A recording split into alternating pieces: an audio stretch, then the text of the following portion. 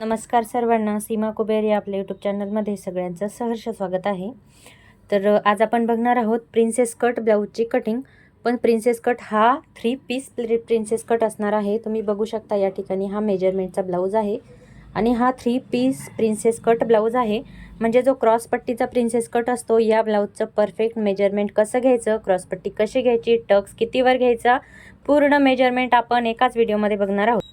तर चला मग व्हिडिओला सुरुवात करूया. या अगोदर प्रिन्सेस कट साधे प्रिन्सेस कट ब्लाऊजचे भरपूर कटिंग स्टिचिंगचे व्हिडिओ मी अपलोड केलेले आहे.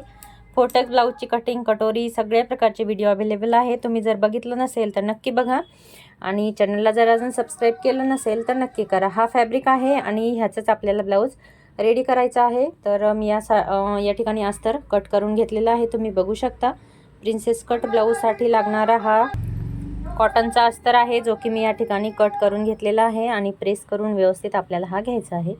तर बघा, याला व्यवस्थित बंद जी बाजू आहे अस्तरची ती आपल्या साईडने घ्यायची. बघा, ही बंद बाजू आहे, तुम्ही बघू शकता.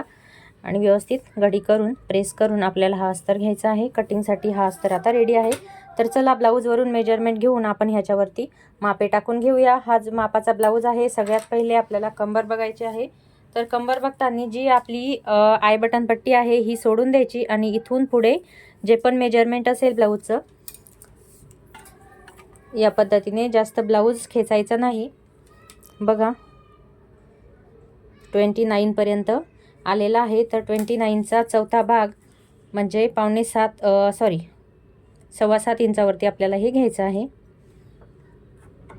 या पद्धतीने. आणि 3.25 इंचाच्या शिलाई मार्जिन घ्यायचं आहे. जर असं जमत नसेल तर या पद्धतीने 29ला तुम्ही असं डबल टेप फोल्ड करू शकता. त्याच्यानंतर परत एकदा असं केलं तर तुमच्या लगेच लक्षात येईल. बघा इथपर्यंत म्हणजे 7.25 वरती आपल्याला ब्लाऊजचं मेजरमेंट घ्यायचं आहे. आता ब्लाऊजची हाईट रेडी जी हाईट आहे ती बघूया आणि याच्यात 1 इंच प्लस करून आपल्याला ह्याच्यावरती आखून घ्यायचं आहे. ब्लाऊजची जी रेडी हाईट आहे या पद्धतीने सरळ ठेवून बघा 13.5 इंच आहे. तर 1 इंच वाढवून म्हणजे 14.5 आपण ब्लाऊजची हाईट घेणार आहोत. 1 इंच आपल्याला वाढवायचा आहे कंपल्सरी. कोणताही ब्लाऊज असो, फोटक्स असेल, प्रिन्सेस कट, कटोरी कोणताही असेल तरी त्याच्यासाठी 5.5 इंचावरती मी शोल्डर टाकून घेतलेला आहे. आता इथे एक सरळ रेषा ओढून घेऊया जिथे आपण शोल्डरचं मेजरमेंट टाकलं आहे. आणि शोल्डर टाकल्याच्या नंतर आर्महोलसाठी पण इथे एक रेषा ओढून घ्यायची. 6 इंचावरती आपल्याला आर्महोल घ्यायचा आहे. तर बघा सरळ रेषा मी या ठिकाणी ओढून घेतलेली आहे. आता इथे व्यवस्थित टेप ठेवून 6 इंचावरती आपण टाकून घेऊया. आता हा झाला आर्महोल आपल्याला 6 इंचावरती.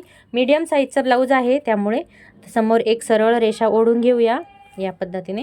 आता याच्यावर आपल्याला जी चेस्ट साईज आहे तिचा चौथा भाग टाकायचा आहे. तर तुम्ही जर या पद्धतीने ब्लाऊजचं मेजरमेंट घेत असाल तर ज्या ठिकाणी हुक लावलेली असते तिथून इथपर्यंत आपल्याला मोजून घ्यायचं आहे व्यवस्थित. बघा हुक जवळ मी टेप ठेवलेला आहे आणि या पद्धतीने 9.25 इंच या ठिकाणी येत आहे. तर इथे 9.25 इंच आणि समोर 1.5 इंच मी शिलाई मार्जिन घेणार आहे. 9.25 इंच आणि समोर 1.5 इंच शिलाई मार्जिन आपण घेऊया. ही सरळ रेषा खाली आखून घेऊ या पद्धतीने. आता इथे जे आहे आर्महोलचं आर्महोलचा आपण शेप देऊन घेऊ. तर बरेच जण 1.5 इंचावरती देतात, पण मीडियम साईज असेल तर 1.25 इंचावरती इथे आपल्याला शेप द्यायचा आहे. कारण की जर 1.5 इंचावरती शेप दिला तर तिथे थोड्याशा प्लेट्स पडतात, त्याच्यामुळे 1.25 इंचावरती आपल्याला आर्महोलचं परफेक्ट मेजरमेंट येतं या पद्धतीने. आता लगेच हा जो बॅक पार्ट आहे तो कट करून घेऊ, जेणेकरून आपल्याला जी पुढची कटिंग आहे म्हणजे फ्रंट पार्ट आहे आर्महोलचं ब्लाऊजचा बॅक पार्टवरून आपल्याला फ्रंट पार्टची कटिंग करायची आहे. तर त्यासाठी बॅक पार्ट कट करून घेऊया. बघा आता हा जो उरलेला फॅब्रिक आहे ह्याच्यावरतीच आपल्याला हा पार्ट व्यवस्थित ठेवून घ्यायचा आहे आणि जशास तसा हा जो पार्ट आहे तो आपल्याला आखून घ्यायचा आहे या पद्धतीने. म्हणजे ह्याच्यावरून आपण थोडे थोडे जे पण आपल्याला आवश्यक आहे ते मेजरमेंट वाढवून समोरचा पार्टची कटिंग करणार आहोत. जसा आहे तसा पार्ट आपल्याला या ठिकाणी आखून घ्यायचा आहे. पूर्ण 4ही बाजूंनी आपण जशास तसा हा भाग आखून घेऊया. बॅक पार्ट आपण थोडासा साईडला उचलून ठेवू. हा बॅक पार्ट झाला. आता सगळ्यात अगोदर आपल्याला आर्महोलचा शेप देऊन घ्यायचा आहे. फ्रंट पार्ट कोणत्याही प्रकारच्या कटिंगमध्ये आपल्याला 1/2 इंच कमी इथे घ्यायचा आहे, अर्ध्या इंचावरती गोलाकार शेप देऊन घ्यायचा आहे. त्याच्यानंतर चला आता समोरचं कटिंग करूया. तर आता आपल्याला इथे क्रॉसपट्टीचा प्रिन्सेस कट टाकायचा आहे. तर सगळ्यात पहिले आपण क्रॉसपट्टी आखून घेणार आहोत या भागावरती. तर बघा, जो रेडी ब्लाऊज आहे त्याची बघायची आहे क्रॉसपट्टी आपल्याला किती रेडी आहे. तर याची जी क्रॉसपट्टी आहे 3 इंचावरती रेडी आहे. तर इथे 3 इंच आपण टाकून घेऊ या पद्धतीने, 3 इंच आणि या साईडला 2.5 इंच. या साईडपेक्षा या साईडला अर्धा इंचानी आपल्याला कधीही क्रॉसपट्टी कमी घ्यायची आहे. खालच्या साईडला 1 इंच आपण वाढवून घेणार आहोत, कारण की क्रॉसपट्टीचा ब्लाऊज आहे म्हणून. आता बघा, या साईडला अर्धा इंचावरती आपल्याला एक सरळ रेषा आखून घ्यायची आहे. हुक आणि आय बटन पट्टीसाठी ही रेषा हा जो शिलाई मार्जिन आहे तो पाहिजे आपल्याला, कारण की हुक आणि आय बटनसाठी जे आपल्याला मार्जिन पाहिजे असतं ते आपण ऑलरेडी याच्यामध्ये ॲड केलेलं नाही आहे म्हणून. आता याचे टक्स आणि गळा आपल्याला आखून घ्यायचा आहे. तर बघा, टक्स आखताना या साईडवरून इथे 3.5 किंवा 3 इंचावरती, पण शक्यतो जर मेजरमेंटचा ब्लाऊज असेल तर त्याच्यावर एकदा बघून घ्यायचं. परफेक्ट ब्लाऊज मेजरमेंटला असेल तर एकदा चेक करून घ्यायचं की ऑलरेडी जो ब्लाऊज रेडी आहे त्याचा टक्स कितीवरती. तुम्ही बघू शकता हा टक्स खूप क्रॉस आलेला आहे.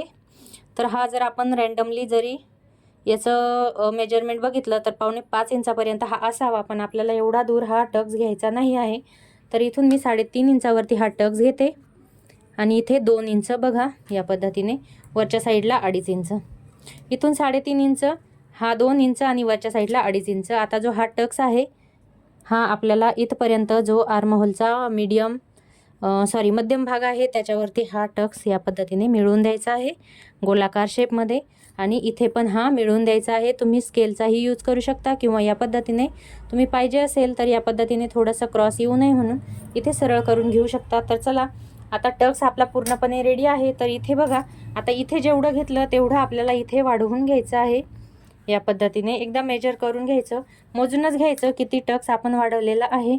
बघू शकता 2 इंच वाढवला, तर इथे पण आपण 2 इंच वाढवून घेणार आहे आणि इथे 1.5 इंच आपण वाढवून घेऊया, कारण की इथे आपल्या शिवण्यामध्ये जेवढं मार्जिन जाईल तेवढं आपलं या ठिकाणी घ्यायचं आहे.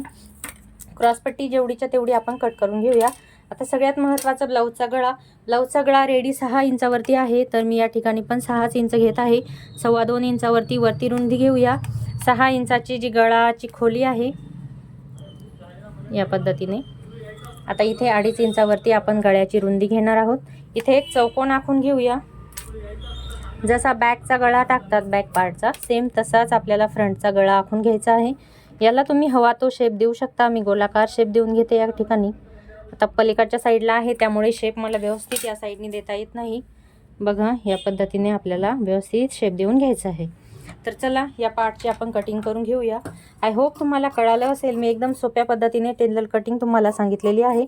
या पद्धतीने जर तुम्ही 3 piece princess cut blouse cut केला तर एकदम परफेक्ट हा ब्लाऊज येतो. फिनिशिंगमध्ये पण येईल आणि हा टक्स जो आहे तो पण खूप छान येतो. म्हणजे बऱ्याच जणांना साधा प्रिन्सेस कट तर येतो, पण 3 पीस प्रिन्सेस कटमध्ये खूप प्रॉब्लेम असतात. तर या सेम पद्धतीने जर कटिंग केली तर टक्सचे जे मेजरमेंट आहे ते व्यवस्थित येतील. आता बघा, पूर्ण हा ब्लाऊज माझा कटिंग करून झालेला आहे. स्लीवची कटिंग आपण नेक्स्ट व्हिडिओमध्ये बघूया, किंवा मी ऑलरेडी स्लीव्ज कटिंगचा व्हिडिओ अपलोड केलेला आहे. स्लीव्ज कटिंग जर याच व्हिडिओमध्ये दाखवली तर व्हिडिओ खूप मोठा होऊन जाईल. त्यामुळे हे बघा, या पद्धतीने क्रॉसपट्टी मी कट करून घेतलेली आहे. आता जो हा टक्स आहे तो पण आपण जशाच तसा कट करून घेऊया. तुम्ही जर अजून चॅनलला सबस्क्राईब केलं नसेल तर नक्की चॅनलला सबस्क्राईब करा. बघा, पूर्ण ब्लाऊजची कटिंग रेडी आहे. स्टिचिंग बघूया नेक्स्ट व्हिडिओमध्ये. बॅक पार्ट रेडी आहे, त्याला तुम्ही पाहिजे तो शेप देऊन घेऊ शकता या पद्धतीने. व्हिडिओ आवडल्यास नक्की लाईक करा, शेअर करा. चॅनलला सबस्क्राईब केलं नसेल तर नक्की सबस्क्राईब करा. तुमचे काही प्रश्न असतील ते पण मला कमेंट बॉक्समध्ये नक्की विचारा. ब्लाऊजची कटिंग तुम्हाला कशी वाटली ते पण मला कमेंट बॉक्समध्ये नक्की सांगा.